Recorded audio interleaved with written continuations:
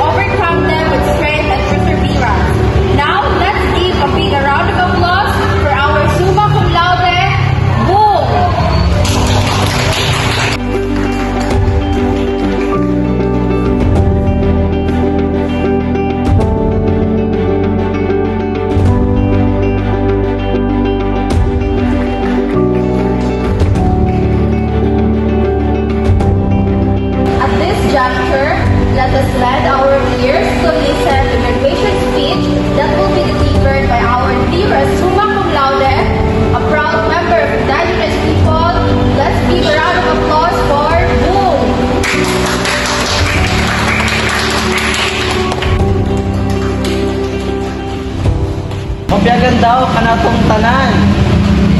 To our honored elders, our supportive families, our patients, professor, faculty, and staff, maayong buntag kanatong tanan.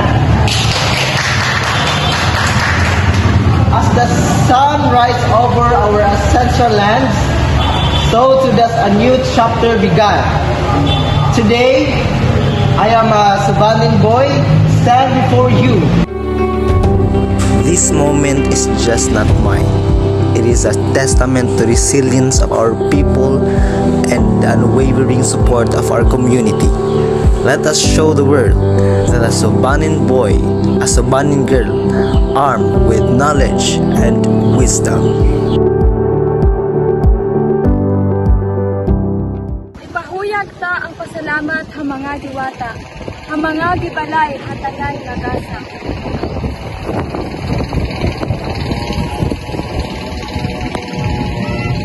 Sambi kita matulog, dapat natong pangandigan so atong kultura. So sinabi ko ni mo din, dili kita dapat magpasipala.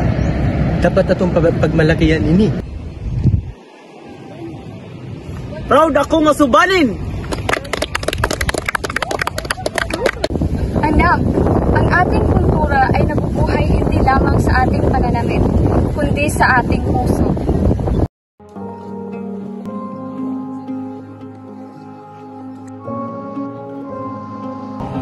Buong nakabalik ka na, isa ka ng ganap na scholar at tagumpay ng ating tribo.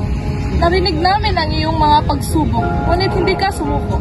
Ipinagmamalaki ka ng ating tribo. Anak, tulad ng sinabi ko noon, kahit saan ka man makarating, dalhin mo ang ating kultura. Ngayon, dala mo na ito pabalik sa atin. Ipinakita mo na ang pagiging Subanin ay hindi hadlang sa tagumpay, kundi isang yaman na dapat ipagmalaki. Ako ay bumalik, hindi lang sa aking tagumpay, kundi upang ibahagi ang aking kalaman sa ating tribo. Bilang pasasalamat, tayo ay magsama-sama sa isang sayaw ng tagumpay.